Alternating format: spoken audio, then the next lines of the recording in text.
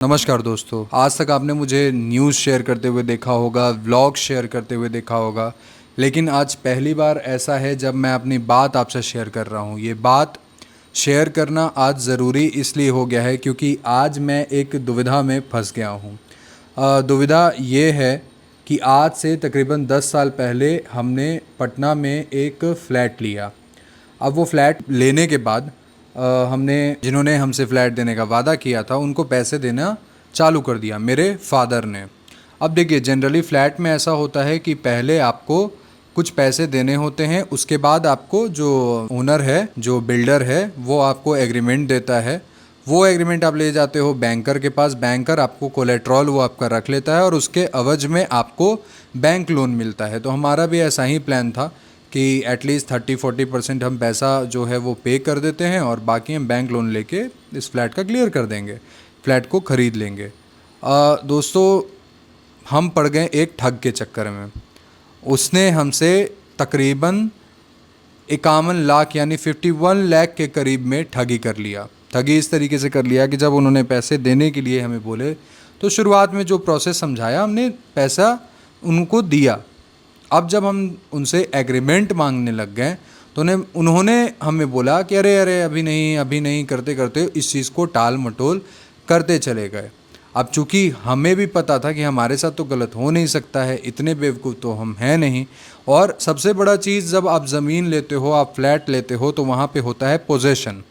अगर आपके पास पोजेशन है तो आप समझो कि मालिक हो। पोजेशन आपके पास आ गया है तो आप मालिक हो। हम भी फ्लैट में रह रहे थे पिछले, आज 10 साल हो गया मुझे इसी फ्लैट में रहते हुए। हम फ्लैट में रह रहे थे तो मुझे लगा कि भाई पोजेशन अपने पास है तो कोई दिक्कत है नहीं। जब फ्लैट मेरे पास है तो दिक्कत कैसी है, पेपर तो बन जाएगा। पेपर नहीं बना दोस्तों। जब 3-4-5 साल के बाद हमें थोड़ा संदेह लगा इन पे, तो हमने क्या किया कि इनको फिर पैसे देना बंद कर दिया। इन्होंने भी क्या किया कि कुछ सालों तक कुछ नहीं बोला, हमसे कोई प्रतिक्रिया नहीं दिया। अब उसके बाद क्या होता है कि ये कुछ सालों के बाद, जब 5 साल हुआ तो एक 1.5 साल तक तो ये कुछ नहीं बोलते हैं। उसके बाद इन्होंने बोला कि अभी आप जो है वो रेंट पे करो। मुझे लगा रेंट पे करो, हमने तो फ्लैट ख़रीदा। मतलब रेंट किस बात का, ये तो फ्लैट हमने आपसे ख़रीदा है। तो ये बोला कि नहीं, जो पैसा हमने आपको दिया वो आप रेंट में एडजस्ट कर दो, नहीं तो आप जो है वो आज के रेट से फिर से पैसे दो। क्योंकि रेट बढ़ चुका था, आपको भी पता है कि जो बिल्डअप कॉस्ट, जिस समय बिल्डिंग बनते रहता है उस समय का कॉस्ट कुछ और ही होता है और आज का कॉस्ट कुछ और होता है। तो हमने बोला कि हमने तो आपसे फ़्लैट लिया है।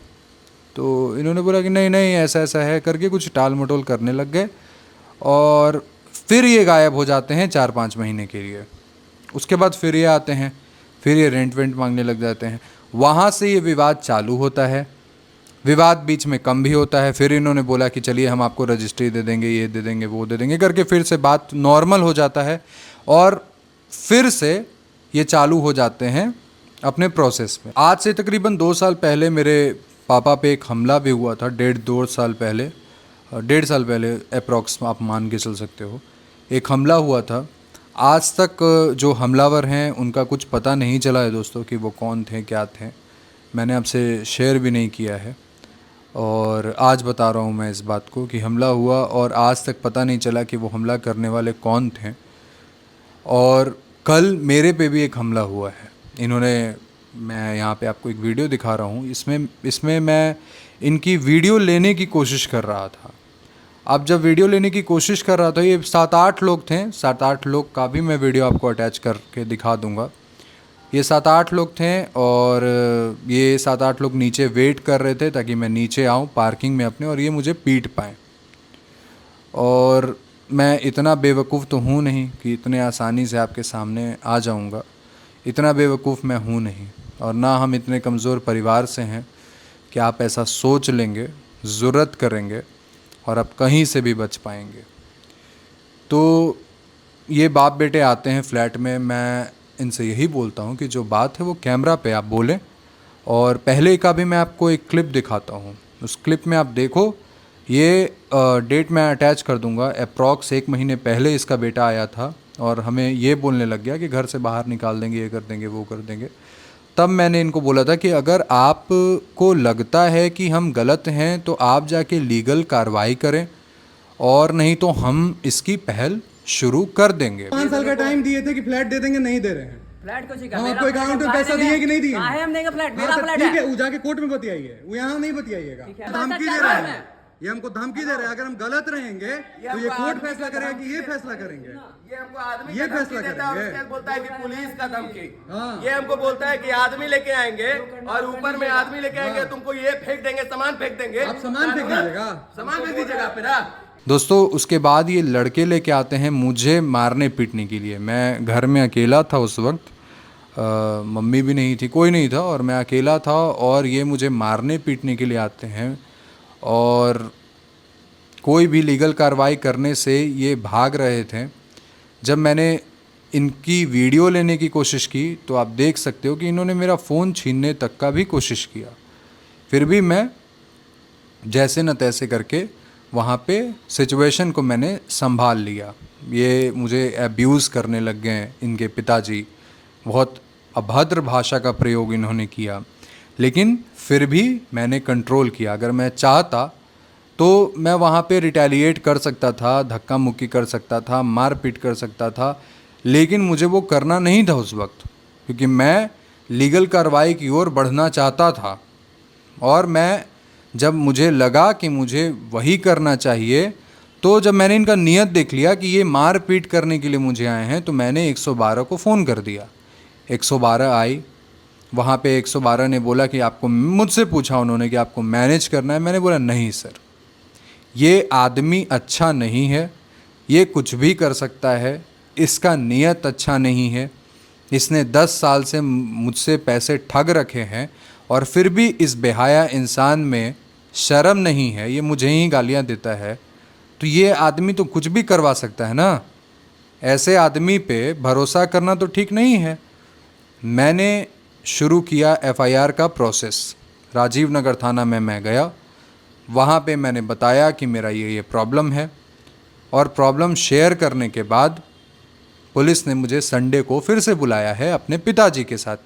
चूँकि मेरे पिताजी अभी पटना में मौजूद नहीं हैं, तो वो नहीं जा पाए थे उस दिन। संडे का मुझे वक्त दिया गया है और मुझे बुलाया गया है। दोस्तों मेरा जो मकसद है ये वीडियो बनाने का वो यही है कि ऐसे लोगों से आप बचिए। ये आदमी जो है ये सरकारी नौकरी करता था, और ये इस तरीके से अपने चंगुल में हमें फंसाया कि हम सरकारी नौकरी करने वाले आदमी हैं बाबू, हम आप लोग के साथ बेईमानी ठगी कैसे कर सकते हैं। हमें भी लगा कि हाँ भाई, जो सरकारी नौकरी करने वाले आदमी होते हैं उनको अपनी नौकरी की फ़िक्र होती है, तो इसे भी अपनी नौकरी की फ़िक्र होगी, और ये कोई भी तरीके की बेईमानी शैतानी हमारे साथ नहीं करेगा। लेकिन इसने हमारे साथ बेईमानी किया। इस अपार्टमेंट में इसके 8 फ्लैट थे, 8 फ्लैट बिल्डर के थे। 8 फ्लैट में से जो 6 फ्लैट इसका है, इसने सबको रेंट एग्रीमेंट दिया था करके। हमारे साथ आज तक इसने रेंट एग्रीमेंट तक नहीं किया है। और आप एक बात मान सकते हो कि बिना रेंट एग्रीमेंट के कोई आदमी 10 साल तक ज़बरदस्ती रह ले? यह है संभव? अगर ये भी बात बोलेगा कि हम रेंट एग्रीमेंट नहीं कर रहे थे, क्यों नहीं आप कोई लीगल कार्रवाई किए भाई? 10 साल तक आप तमाशा देख रहे थे? तमाशा तो आप नहीं देख रहे होगे। तो आपकी ठगी की मंशा थी, बेईमानी की मंशा थी, इसी कारण से आपने ये खेल रचा, और ये खेल का पर्दाफाश हो गया है। लोग इतने बेवकूफ़ नहीं हैं, लोग इतने जागरूक हैं। और दोस्तों अगर आप ये वीडियो देख रहे हैं तो आप भी जागरूक हो जाइए। इनके फ़ोटोज़ मैं लगा दे रहा हूँ, और कल के डेट में अगर ये आपसे किसी भी तरीके की पैसे मांगते हैं, किसी भी तरीके को आपको रेंट पे घर देने का बात बोलते हैं, तो आप मत लीजिएगा। ये बहुत बड़े ठग हैं, बहुत सारे ठगी इन्होंने किया है, बहुत क्लीन चिट तरीके से ये करते हैं। नौकरी के बारे में बोलेंगे, हम साधारण परिवार हैं बोलेंगे, और उसके बाद आपके साथ ये ठगी का खेल रच देंगे। और एक बात कि अगर हमारे साथ, हमारे परिवार के साथ किसी भी तरीके का दुर्घटना होता है, किसी भी तरीके का कोई वायलेंस होता है, तो उसका जिम्मेवार यही होगा। इसका नाम है ईश्वर दयाल, इसके बेटा का नाम है पंकज दयाल। फ़ोटो लगा दिया है मैंने, आप देख लीजिएगा। और दूसरी बात है कि अगर आप ये समझ रहे हैं कि कोई कमज़ोर है तो कमज़ोर नहीं है, ठीक है। जो कानूनी कार्रवाई है, अब आप कानूनी कार्रवाई में आए हैं और कानूनी कार्रवाई में आप आइए, आपको समझ में आएगा कि आपने किससे पंगा लिया है। गाली जो आज तक पर्सनली मुझे दिया है वो किसी को मैंने बख्शा नहीं है बाबू, और आपको भी नहीं बख्शेंगे। एकदम कंठस्थ रहिए, ठीक है। आप फ्लैट और इसका बात कर रहे हैं, आप पटना छोड़ दोगे, ये तो आप छोड़ दो, आप पटना छोड़ दोगे। आज लोग को आप समझ लिए हैं कि गाजर है और मूली है कि पकड़ के तोड़ दीजिएगा, हाँ। गुंडाई बात करते हैं, अब गुंडाई नहीं चलने वाला है। आपके जैसा गुंडा कितना को उठा के फेंक चुके हैं हम लोग, इतना आसान नहीं है। हर एक बात का जवाब आपसे हम लेंगे, हर एक बात का आपको जवाब देना पड़ेगा।